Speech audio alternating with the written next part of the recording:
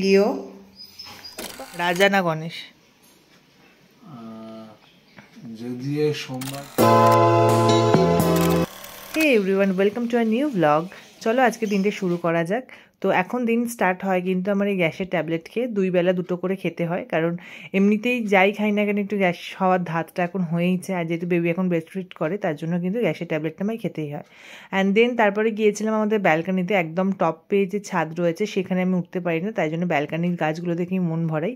ছোটো ছোটো গাঁদার চারা লাগানো হয়েছে শীতকালে আসছে বলে। আর এই দেখো পম্পম আর লিও, ওদের জন্য কিন্তু সিঁড়ির কাছে একটা ছোট্ট করে গেট করে দেওয়া হয়েছে যাতে লিও উপরে উঠতে না পারে। কিন্তু আমার ওদেরকে দেখে এত খারাপ লাগে কি বললো, মানে যাদেরকে নিয়ে আগে দিন কাটতো তাদের কাছে আজকে ব্যারিয়ার দিতে হচ্ছে, কিন্তু কিছু করার নেই। একটু পুচকুটা আমাদের বড় হয়ে যাক, তারপরে এই ব্যারিয়ার টেরিয়ার সব খুলে ফেলবো।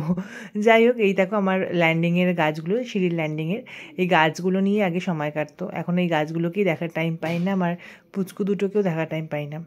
দেন তারপরে একটু লিও পম্পমের সাথে দেখা করে এসে ডায়েরিটা লিখতে বসেছিলাম। মানে সকালবেলা আমার এখন ডেলি রুটিনের মধ্যে হয়ে গেছে, আমার পুচকুকে হচ্ছে রোদের মধ্যে দিয়ে তারপরে হচ্ছে আমি চা নিয়ে বসে চা খেতে খেতে হচ্ছে বই পড়ি, ডায়েরি লিখি।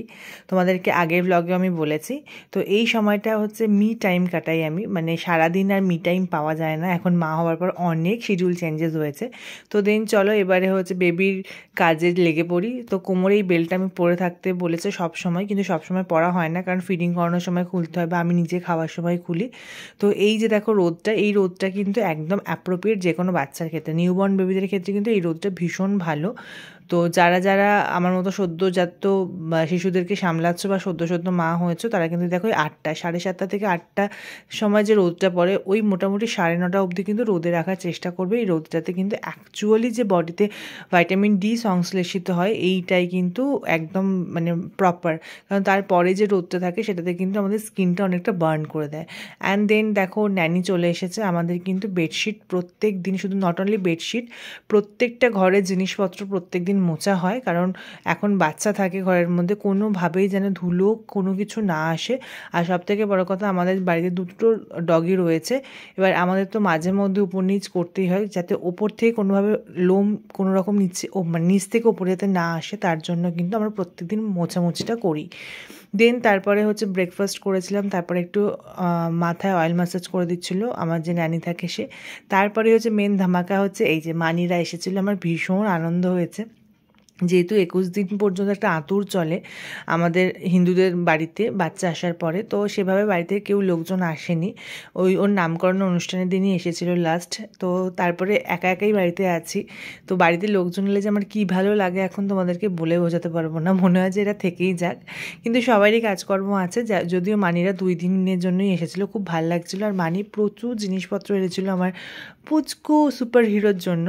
এই দেখো এতগুলো ড্রেস এনেছে, ড্রেসগুলো কিন্তু কিউট কিউট, যদিও ছেলেদের ড্রেস একই টাইপের হয়, কিন্তু যাই হোক ছোটোবেলাতে তাও একটু কিউট ড্রেস পাওয়া যায়, বড় হয়ে গেলে তো সেই এক টাইপেরই কাটিংয়ের জামা কাপড় মানে পরতেই হবে। তো এই ড্রেসগুলো তো বেশ আমার পছন্দ হয়েছে। দেন একটা খেলনাও এনেছিলো, যদিও এখন খেলনাও কিছুই বোঝে না। আর সব থেকে ইম্পর্টেন্ট জিনিস যেটা দেখো, এই যে ল্যাঙ্গোট বানিয়ে এনেছে, যদিও আমি ল্যাঙ্গোট সব অনলাইন থেকে কিনেছিলাম। তো এগুলো হাতে বানানোটার একটা বৈশিষ্ট্যই আলাদা, এবং হাতে বানানোগুলো ভীষণ বড় বড়, যেটা ও একটু বড় বয়সে ইউজ করতে পারবে, এখন তো একদম ছোট। আর দেখো কাঁথাগুলো কি সুন্দর বানিয়েছে। এই কাঁথা বানানো এটাই কিন্তু একটা ইমোশন কাজ করে, তাই না? বাড়ির লোক ছাড়া তো এগুলো কেউ বানিয়ে দেবে না। আর বানিয়ে এত ভালোবেসে এত সুন্দর করে বানিয়ে এনেছে যে কী বলবো।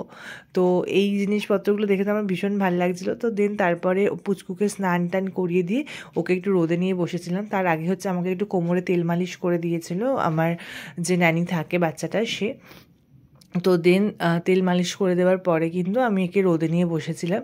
তো এই রোদটা কিন্তু সেভাবে লাগাই না, আমি অ্যাকচুয়ালি কোমরে একটু রোদ লাগাবো বলেই বসেছিলাম, যাতে ওরও গায়ে হালকা রোদ পড়ে। দেন দুপুরবেলা জমিয়ে লাঞ্চ করেছিলাম, তো ভালোই ভুড়িভোজ করে নিয়ে দেন তারপর একটু রেস্ট করি দুপুরবেলা। আর তার মানে বাচ্চাটাও যেহেতু রেস্ট করে, তাই জন্য আমিও রেস্ট করি, কারণ রাত্রিবেলা কিন্তু ঘুম হয়, কিন্তু সেভাবে তো এখন পিওর ঘুমটা হয় না, মানে টানা ঘুমটা হয় না, মাঝখানে আমাকে উঠতেই হয়। আর এই যে দেখো মাঝখানে একটু কেঁদে ওঠে বলে ওকে একটু আদর করতে হয়, একটু কোলে নিতে হয়, বাচ্চারা যেরকম করে আর কি। অ্যান্ড দেন উর্মি হচ্ছে ওকে বসে বসে পোর্ট্রেট করার চেষ্টা করছিল, যেটা আমার খুব ভালো লাগছিলো। তো আজকের ভিডিওটা এই পর্যন্তই।